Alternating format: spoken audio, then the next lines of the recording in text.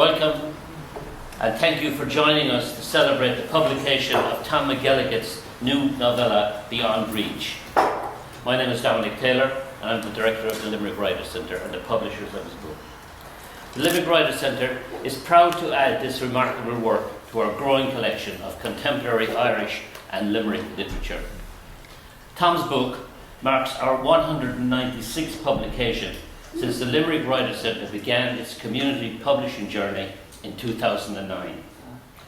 Now, despite past predictions about the demise of printed books in favour of digital formats, physical books continue to thrive. Publishers are still printing them, booksellers are still selling them, and libraries, as you can see, remain filled with them. While the technology of books may be centuries old, their impact remains cutting edge. Publishing Beyond Reach is particularly meaningful for us, as Tom has been one of our steadfast supporters. He regularly attended our monthly peer critique sessions before the pandemic and consistently encouraging fellow writers. It's a privilege to share this evening with Tom's family and friends as we celebrate his work. The Limerick Writers Centre, especially through our community publishing programme, has worked diligently to make its mark in the literary world throughout Limerick City, County and beyond. We've brought writing and publishing opportunities to people of all ages across the region. Today's celebration of our 196th publication is a testament to our journey that began in 2009. Our heritage traces back to the renowned White House poetry revival of the early 2000s, a tradition with roots extending to the poetry circle founded by Limerick poet Desmond O'Grady at the White House Bar in 1954. And I could go further back, as Desmond O'Grady was the secretary and close confidant of the famous US poet Ezra Pound, a major figure in the modernist poetry movement. Pound was also connected to T.S. Eliot and W.B. Yeats. There's more, but we won't go into that right now. Now, we firmly believe that writing and publishing should be accessible to everyone. To new writers and readers, we say, don't worry, there are skills you can develop. With practice, your inner artist will emerge. And as Frank McCourt wisely said, keep scribbling, something will happen. The act of writing is what truly makes one a writer, a ritual that brings us to the heart of art. We take pride in knowing our books capture moments of living, evolving culture that will endure as records of events, people, places, emotions, and ideas. We hope this legacy continues through future generations of writers, artists, singers, scribblers, and folklorists who share our love for Limerick and the beauty of this island.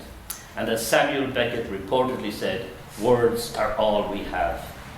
Through these words, we examine ourselves, our hometown, our nation, and global events that reflect the human condition. Tom McElligott exemplifies the kind of writer we aim to support, and Beyond Reach represents the third project we've had the honour of publishing for him. It's wonderful to see so many people here tonight at Tom's Books Launch. When you purchase this book, you will not only be supporting Tom, but also contributing to the broader community of local writers.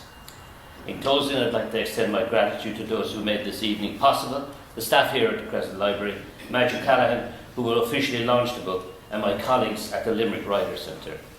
So thank you, and please join me in celebrating Tom McElligott and Beyond Reach.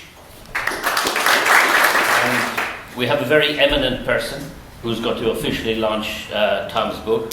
It's Madge O'Callaghan here. Madge is a member of the Amherst Writers and Artists group. She facilitates them in Shannon. She holds an MA in Creative Writing from DCU. She was awarded gold at the New York World Festival of Radio for her radio documentary My Uncle Jack, commissioned for the RTE Doc on One series. She writes poetry, short stories and radio dramas, facilitates the Shannon Amherst Writers Group, as I said, and is a member of the Writers' Moon writing group in Scariff and the Clare Poetry Collective. She sings with Limerick Choral Union and is currently a PhD student at UL. Please welcome Madge O'Callaghan.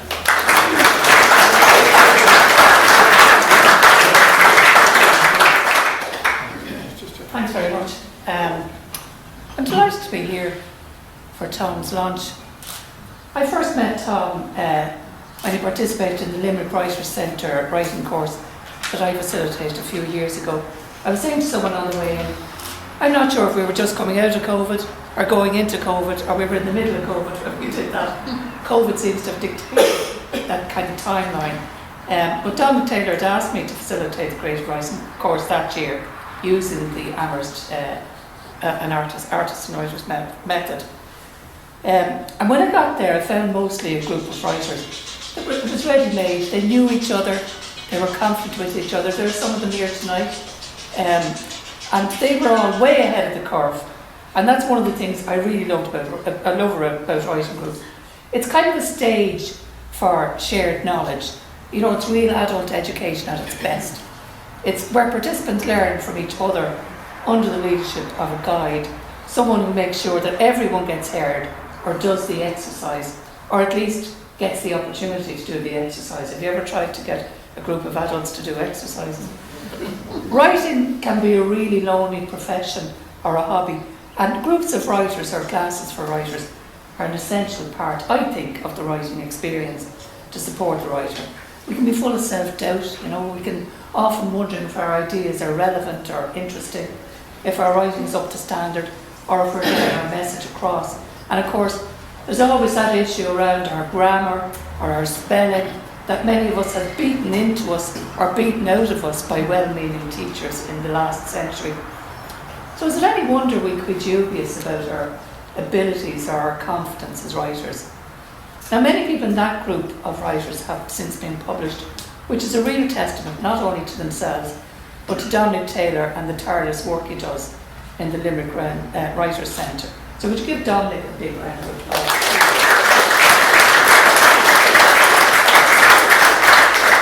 Thank you. And of course, one of the people in that group is Tom McElligott here. Tom is such a prolific writer. You know, this is his third book to be published, and he already has the fourth one written.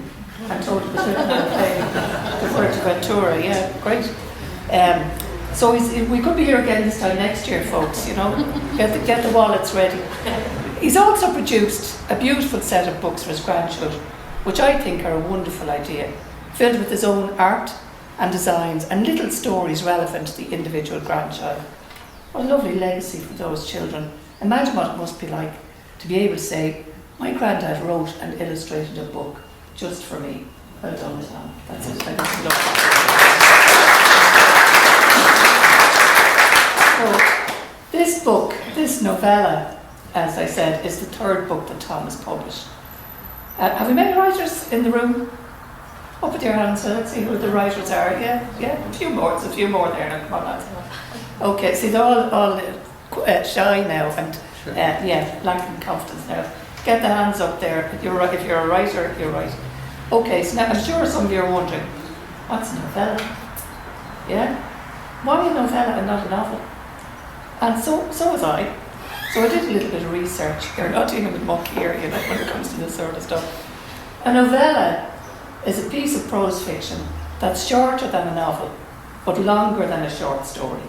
And there's no hard rules that govern a novella's length, though publishers usually cite the word count between 17,500 and 40,000. So for a regular book, you know, for a novel, you'd be looking at maybe 80,000 words. A novella can be up to 40,000 words, but it can be as little as 17,500. Authors like Stephen King, who's written a number of classic novellas, would argue that the in-betweenness of novellas has made the form difficult to categorise and therefore market. They're too long for literary magazines, so you wouldn't see this in a literary magazine, but too short for book publishers. And yet, they clearly hold an appeal for authors and for readers alike. I love a short book, I have to say. Certain stylistic choices and elements common to novellas allow the author to retain the intensity of shorter fiction while benefiting from the nuance afforded to the longer novels. So they have to create something distinctly different from other prose forms, and it has to be contained within those 40,000 words. Most narratives are driven by a central conflict, experienced by characters the reader can root for. Of course, this is true when writing a story of any kind, but in the novella, the main conflict is rarely accompanied by the many side plots one might find in novels. So you've just one central plot or theme. The central conflict is often concise and sharp, and the author is often very clear on what point they want to make, and will do so either through a simple but effective plot or by exploring a central character. In Tom's case, this character is Ted Critchley, who lives with his mother, who is distant, and his cruel father, and his protective aunt in the big house on the edge of the village. Doesn't it sound wonderful already? Yeah. Now, I just wanted to, there were two, well, you know when you open this book and you kind of see the passages that jump out at you. And on page 6, I found 5 words, and I just thought, oh my God, that's a real setup for what's going to come. And the words were Ted Critchley's words, saying, I got that name wrong. My mother took no interest. I thought, imagine a little kid whose mother took no interest in her. And I found that sad. And on page 8, nobody came to comfort me when I was 6 years old, to tell me not to cry or not to be afraid. One dark, stormy night, my father barged into my bedroom in an uncontrolled, drunken temper to silence me with a wallop across my open-mouthed jaw. I just thought, how sad, this is the setup for this character in this book. And we go on to see how his life developed from those very sad and very cruel beginnings, and there is a backstory to it that you'll find in there. Okay. Now, other novellas, there's lots of different, popular novellas. Like Breakfast at Tiffany's was a novella before it became a film, and it was about kind of just having breakfast until the morning in a shop. And other very popular ones were the Animal Farm was also a novella. So these are just some of the. I don't want to bore you with all the different types of novellas, but those usually a novella is telling a story that is very contained, and is usually focused in on a theme or on a character.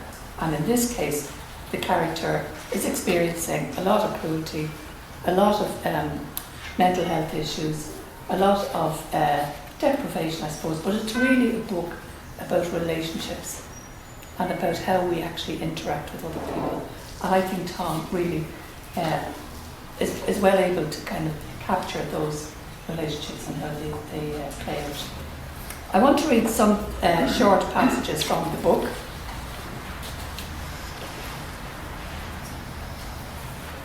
And one of them I was really struck by. I can't see anything because I just have a cataract removed. So we'll have a go at this and see what happens.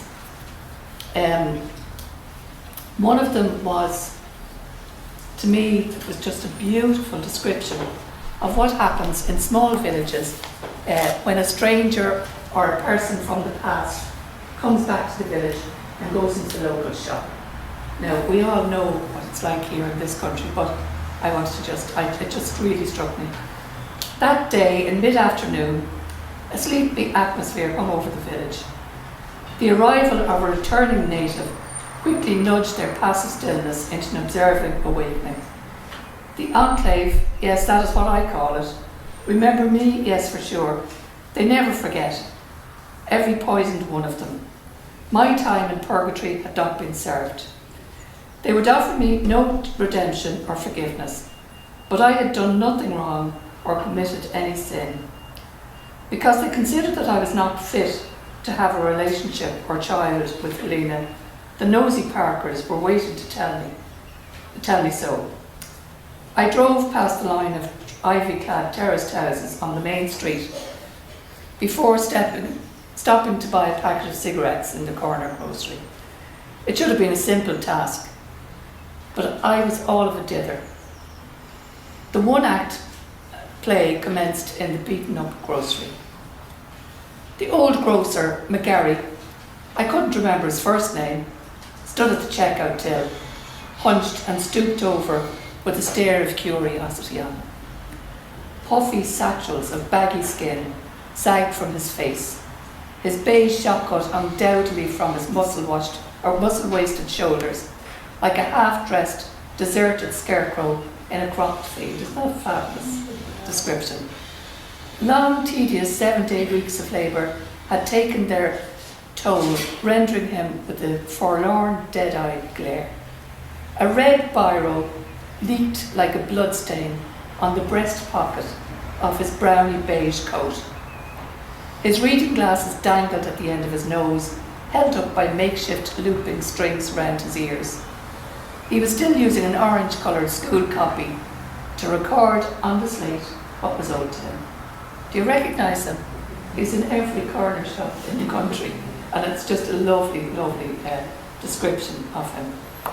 Okay.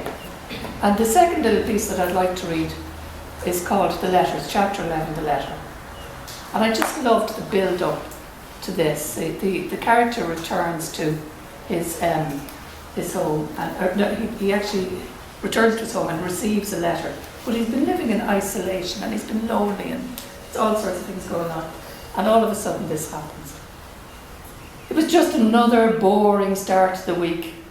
Coming up to 11 o'clock, I watched the green post van drive past the open white gates and bounce its way through water-filled potholes on the narrow, overgrown laneway to the house. Apart from the regular bills, I never received any personal mail. I followed the quick strut of the delivery man until he had reached the bisecting line of shade of the hallway. A dull clunk from the spring-loaded letterbox announced the mail's arrival. I'd say there's a few of you here that recognise that, leaving its clattering echo behind it. He bade me goodbye with his cheery smile and thumbs up. My saviour from social exclusion had come and gone in a minute, and that was it. I love that description of the postman delivering the letter. Okay, so getting back to the questions in Tom's novella, Beyond Reach. It's a book about relationships, about unrequited love, with a cruel undertone, set against a background of natural beauty, which is love as descriptions, and untold cruelty. The fragile relationship of boy meets girl, dealing with mental illness and alcoholism, or at least heavy drinking, with an undertone of sexual violence. It leads us through a gentle familiarisation with the warm and naturally beautiful place, through harsh city streets and the lot of the Irish emigrant, mainly male, working on the buildings and drinking too much too often. This novella also deals with loss and betrayal and of opportunity missed, and it's laced with sadness, but all is not lost. There's also joy and reconciliation and wonderful descriptions of the Irish landscape, Irish characters, and the distinct aroma of the Valley of the Squinting Windows, the penny looking down on a halfpenny syndrome. Writing is not always easy, but Thomas mastered the art of just getting stuck in, forgetting about the nonsense of writer's block or confidence or low self-esteem. He just gets on with it and produces the goods. Maeve Binchy was once at a book launch, and someone said to her, "But your books are so simple, anyone could write that." And Maeve, without missing a beat, replied, "Yes, but I did." And so did Tom. A lovely piece of literature. I congratulate Tom on his latest venture into the publishing world and wish him many more years of successful writing. And now we have the Helena. My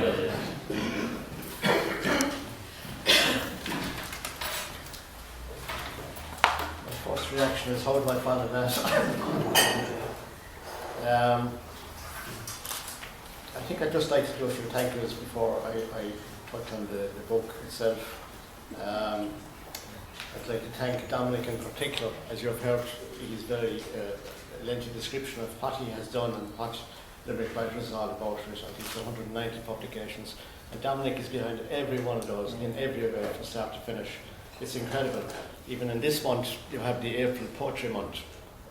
This man is behind that again. And for fellas like myself, we'd say that are relatively new to writing, and Limerick Writers, which I think I first met Dominic about 10 or 11 years ago, and since that it's been nothing but encouragement. And even say with this book here, when you come to the finer points and you know, the proof book and all that sort of thing, he's always there. So Dominic, big thanks. Thank you very much.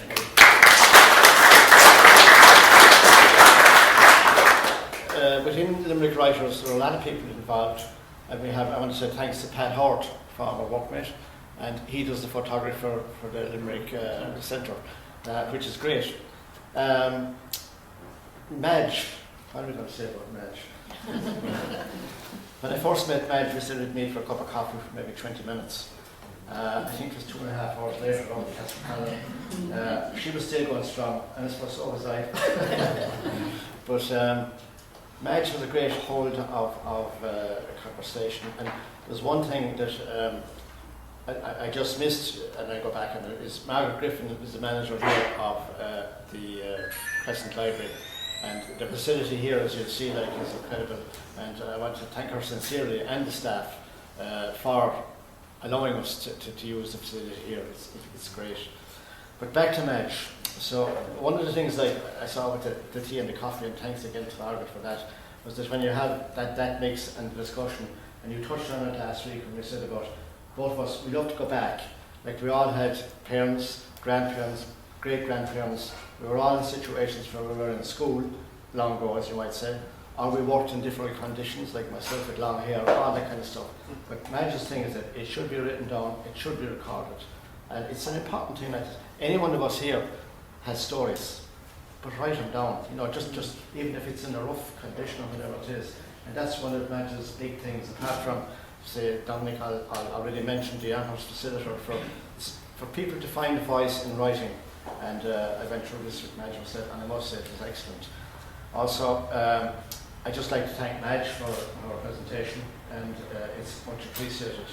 Which brings me, you'll probably say, when you ever get to the story. But so, my take on the Beyond Reach is, I don't know where it came out of really, like when you're writing bits and pieces and you make a start with something and then it takes off. But basically it's a relationship that begins in childhood really. Ted Critchley has had a very difficult family life which continues on, and very little love and that sort of thing in it. Whereas Helena comes from a very, we call it, steady family, and she's always there for him. So from that point of view, I read two pieces, and the first one is to do with meeting Helena, and it touches on his obsession with her. And I suppose in one or two lines that he couldn't get her to love him like he loved her, and that was the story all through their lives.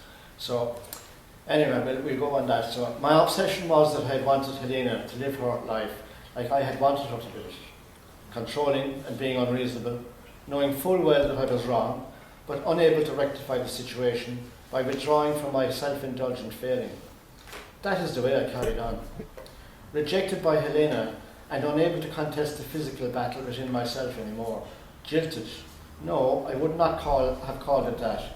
An incompatible fusing of not coming together, like a jigsaw misfit. I craved for her love, demanding it like a spoiled child, with a ravenous need for undivided attention, ordaining a destiny of torment on myself. When I first met Helena in Derwood, I was 5 years old, introverted and shy. I had only ever seen her in a few fleeting glances going past our house. One evening, I was playing alone in the thicket near the Trimble cottage. Tall grass and thorny brambles covered the ground beneath the branches of leafy trees, creating winding twists and turns that meandered up to high red brick walls. Suddenly, a rustling sound scared me. I shortened my step, held my breath, and listened. A young girl sang to herself. Out of eyeshot, I heard a grunting, guttural sound like I had never heard before. The girl skipped and hopped in and out of the ferns. I watched her from behind a large tree. Her navy tam sat tilted on her forehead, peeking down on a cheeky, mousy face. Bright yellow Wellington boots reached above her knees. She was as busy as a bee.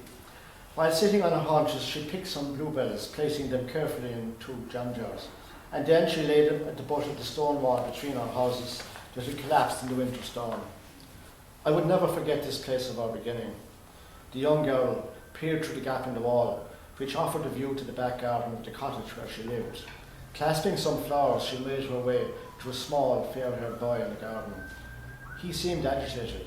There was something strange about him. "Look what I brought you," she said. He was unable to contain his excitement. "I picked him for you because you're my best friend," she said. He ran to the fence grinning and making grunts of excited glee. The girl hugged him. He scattered the flowers loosely in the grass. When she walked away, he cried out with a pitiful scream. His mother arrived to comfort him, wiping his face. I felt sorry for the boy, who would become an integral part of my life later on.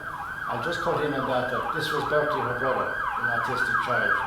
And he's really part of this story, which you'll find as it goes along. There's tragedy and it's a reincarnation to a certain area, but I just intervene with that. So, where was I here? I felt sorry for the boy who would become an integral part of my life later. "My dear Bertie, Helena must have her time to play too. She will be back to us shortly. She is the best sister that a special boy could have," said his mother. Bertie left the garden, clutching the navy speckled apron of his mother. She patted him gently on the head, pushing his blonde hair down into a widow's peak, and talked to him in a soft, pacifying way. I had never seen such kindness. I could no longer wait to make my acquaintance with the young girl. Still, she had not seen me. I moved closer without revealing myself, until the crackle from a dried twig broke under my foot. At first, she was startled and shied away, taking a few small steps backwards. We glanced at each other in a quiet exchange. A cautious stillness descended. In her fist, she was holding a bunch of bluebells she had picked from our garden. I stared at her without saying anything, but she moved towards me. I did not know what to do, and stood there, moving from leg to leg.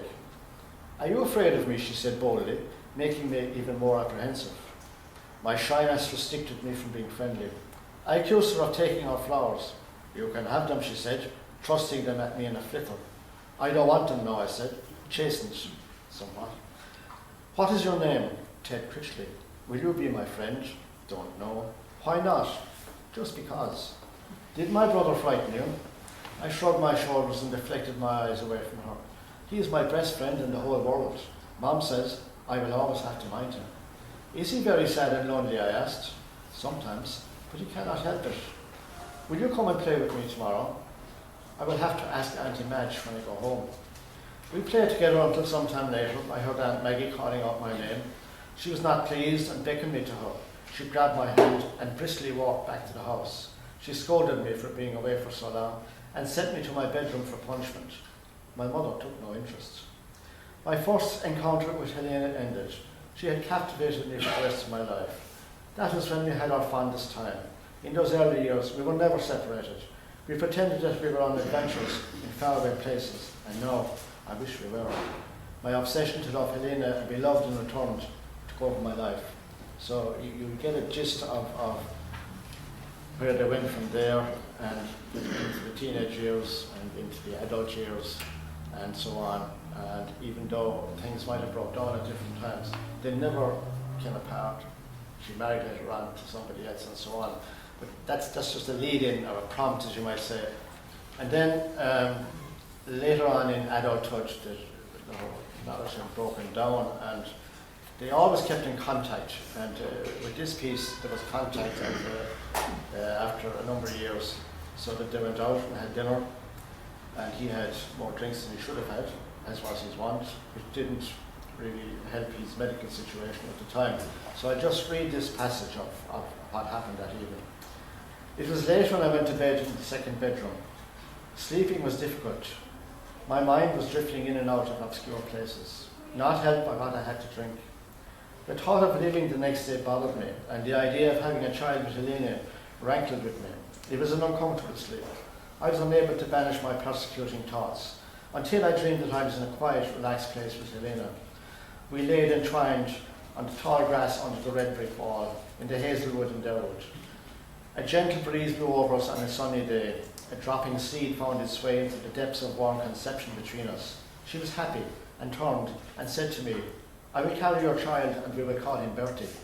And then Helena walked away. I couldn't understand this hazy dream. I called after her to come back repeatedly. She continued walking towards the limestone step at the exit of the Hazel Wood.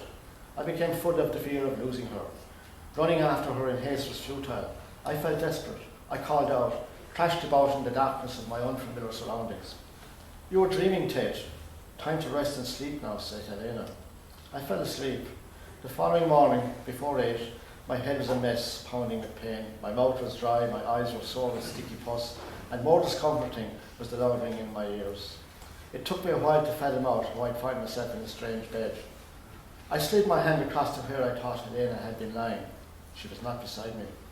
I wondered if my situation was but a wishful dream, a hopeless desire to share my love with Helena. Perhaps I was mistaken. Helena had left the apartment. Had I really slept with her? What had taken place on that strange night? I was addled and began to hear voices. Bertie was calling out from the floodwater. From the lower bank, Helena stood crying, wading about in the water. I tried to save him. When I went to the sitting room, she had left without saying goodbye.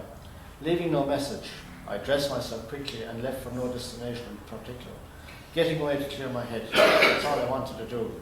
I could get no peace. Many questions came into my head. Why had she been so insistent that I should visit on that particular weekend? Why had she not said goodbye? Knowing was important to me. I had to find out if our relationship was going anywhere.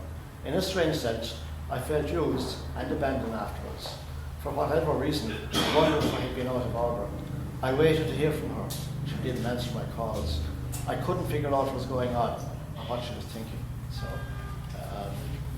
I leave it at that, and I hope that those passages really grab your attention, or maybe continue on and read out to the other end. I forgot one thank you. I'd be killed. I want to thank my family. This is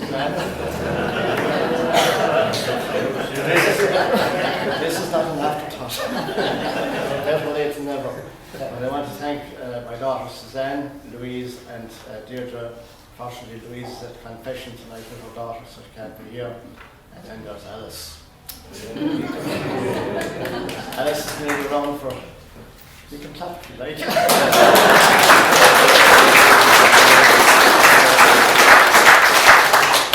I wrote in the Heritage of Limerick a number of years ago. It was Sheila Queeding had it, and the first line is supposed to be about romance. And it said, the first night that I met Alice, little did I think that she'd be around. This was 40 years ago. This is 50 years ago now, and she's still around.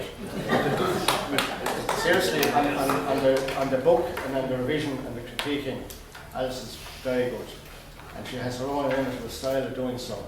And for example, one of the things like she's reading, and some of the fellas know me here that I gallop through stuff and blah blah blah and the rest of it. But she might arrive and she'll say, do you know that paragraph on page 4 and line 26, whatever, so would you consider maybe changing that? Of course, the word is consider. You can take it or leave it. So anyway, thanks to Alice, and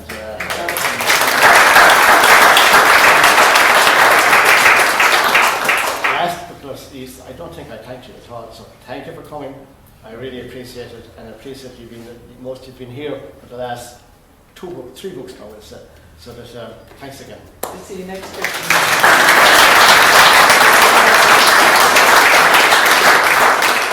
Can I just say that Tom, I don't think anybody mentioned that Tom actually did the cover of the book as well, which is a photograph of Alice. You tell us what the cover is, because you know what it is. It's just a shadow. It's just a. I actually painted this first. You painted it first. And we're down in Ballyvine up in the cliff. Which is an evening night to see it when the sun was shining and blah blah blah. And I said, stand there a second. And I used to go over here. Yeah. So I actually took the photograph of the shadow and tied it up. So that's it. But by the way, just about these keep it in the book, and not Alice and myself. So there we go. Again, thanks very much for coming. I hope you enjoyed it.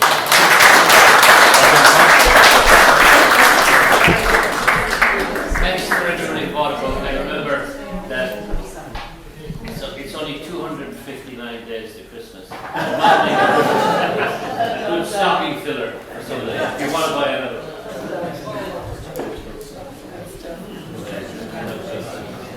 It's drifts slow across the skin.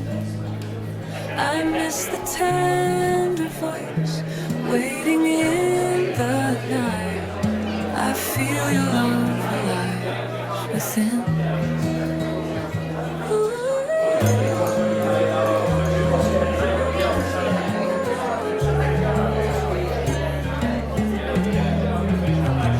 You come to me from the city's roar that hums outside the window pane. I let you in through my magic door to feel your ardent love again.